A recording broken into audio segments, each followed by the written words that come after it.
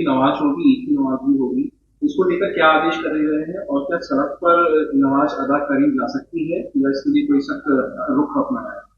देखिए, जो आने वाली ईद है इसमें जो मार्च के एंड में प्रोबेबली 31 या 1 को होगी, 1 अप्रैल को हो सकती है। इसमें हमने सभी इमामों से अपील की है, जो धर्म गुरु हैं इनकी सभी लोगों से अपील की गई है कि ज़्यादा से ज़्यादा लोग नमाज अपने जो आसपास की मस्जिदें हैं उसमें पढ़ें, और अगर ईदगाह में भी आ रहे हैं तो समय से आ जाएं, ईदगाह में आ जाएं। किसी भी सूरत हाल में रोड पर नमाज नहीं पढ़ी जाएगी। तो स्ट्रिक्ट इंस्ट्रक्शन दिए गए हैं इनको, इन्हें बता भी दिया गया है, इन्हें नोटिस भी जारी किया गया है। लास्ट ईयर भी कुछ लोगों ने ईद पर रोड पर नमाज पढ़ी थी, करीब 200 लोगों के खिलाफ इसमें मुकदमा पंजीकृत किया गया था। इसमें 80 से अधिक लोगों को चिन्हित कर लिया गया है, उनके खिलाफ कार्रवाई की गई है, बाकी लोगों को भी चिन्हित किया जा रहा है इसमें। इस बार भी अगर कोई बैठता है तो उसके खिलाफ बहुत ही सख्त कार्रवाई की जाएगी, और लगातार अपील कर रहे हैं लोगों से कि हमें कार्रवाई करने का मौका ना दे।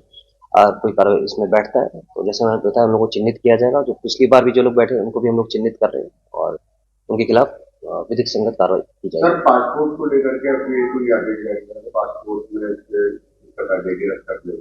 देखिए, क्रिमिनल अगर ये कोई केस उनके खिलाफ बनता है, किसी के खिलाफ भी होता है, तो यूजुअली होता है कि जो पासपोर्ट हो गया, लाइसेंसेज हो गए, वो रद्द किए जा सकते हैं। नए पासपोर्ट नहीं बनते जब तक वो क्लियरेंस नहीं हो जाए, एनओसी कोर्ट से ना मिल जाए। अगर ऐसा कोई भी क्रिमिनल केस किसी के खिलाफ दर्ज होता है तो पासपोर्ट और जो लाइसेंसेज होते हैं वो नहीं दिए जाते जब तक कोर्ट से एनओसी ना मिले। अगर ये लोग कोर्ट से बरी हो जाएंगे तभी इनको पासपोर्ट या लाइसेंस मिलेगा। सर, क्या ड्रोन से परेशान की जाएगी? बिल्कुल, ड्रोन से, सीसीटीवी फुटेज से, कैमरे से, हमारे जो लोकल इंटेलिजेंस है, हमारे लोकल वॉलंटियर, सभी लोगों की मदद ली जा रही है। सर, इस पे नजर रखने के लिए। सर, जो मुस्लिम क्षेत्र हैं वहाँ सुरक्षा व्यवस्था जो की नमाज के लिए जो नमाज है और है, ये किस तरीके से? देखिए, जितने भी संवेदनशील क्षेत्र हैं हमारे, वहाँ सभी जगह हमने फोर्स डिप्लॉय किया गया। पीआरबी की गाड़ियां हमने रखी हैं, उसमें फैंटम्स लगाए हैं। लोकल हमने सादी वर्दी में भी हमने डिप्यूट किया है लोगों को। लोकल जैसे मैं बताया, हमारी जो इंटेलिजेंस यूनिट होती है वो अलर्ट मोड पे है। सीसीटीवी कैमराज हमने इंस्टॉल कराए कई जगहों पे। ड्रोन से लगातार नजर रखी जा रही है। हमने सोशल मीडिया पर लगातार निगरानी रखी हुई है। कोई भी अगर माहौल खराब करने का प्रयास कर रहा है उसके खिलाफ सख्त से सख्त कार्रवाई की जा रही है। हमारा पूरा प्रयास है कि जो भी हमारी ईद आ रही है, जितने भी त्यौहार आ रहे हैं, वो शांति से निकले। पढ़ने को कि उस समय नवरात्र भी है। मेरठ का एक ये जो आया है पुलिस ऑफिसर का कि अगर आप पढ़ते हैं रोड पे या छत पे तो शायद आपका पासपोर्ट कैंसिल कर दीजिएगा। इस तरीके की जो खबरें हैं इस पर क्या? मैंने भी ये खबर सुनी है। मैं आपको स्पष्ट कर दूं कि उत्तर प्रदेश पुलिस में एक होड़ लगी कि कौन मुसलमानों के प्रति ज्यादा घृणात्मक स्टेटमेंट दे सकता है जिससे उसकी पब्लिसिटी और उस पर चर्चा हो। पुलिस कोर्ट नहीं है कि वो किसी का पासपोर्ट रद्द कर देगी या वो किसी का जो है लाइसेंस रद्द कर देगी। अगर कोई अपराध करेगा और वो अपराध जिस श्रेणी का, उसको वो सजा मिलेगी। लेकिन कि दूसरे की क्या सिर्फ यहाँ मुसलमानों पे हमला किया जाएगा, उनके प्रति घृणात्मक स्टेटमेंट दिए जाएंगे? सरकार सौगाते मोदी के नाम पे जो है किट दे रही है, ये क्या यही उसका सच है?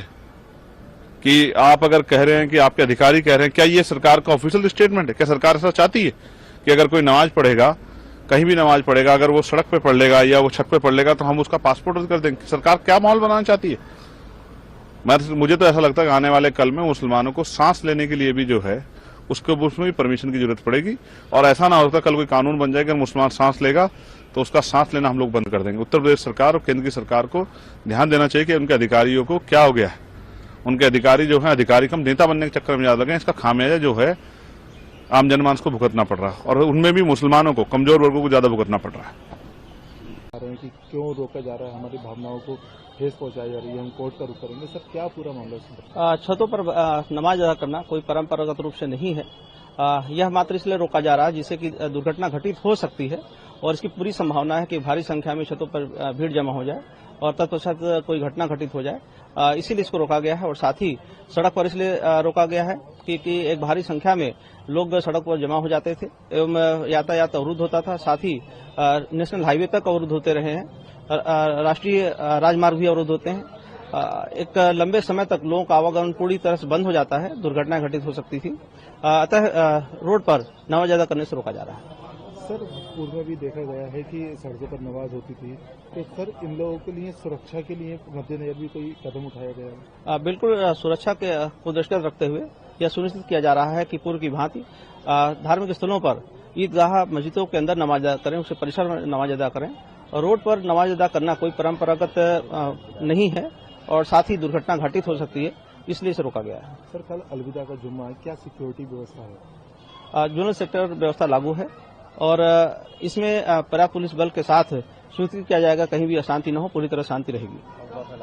सर, लोग सोशल मीडिया पर भी अफवाह फैला रहे हैं कि ये नमाज रोका जा रहा है। सर, ऐसे लोगों के लिए क्या कड़ी कार्रवाई की जाएगी? सोशल मीडिया में इस तरह के अफवाह फैलाने वालों पर कड़ी नजर रखी जा रही है और ऐसा पाए जाने पर कठोर विधि कार्रवाई सुनिश्चित की जाएगी।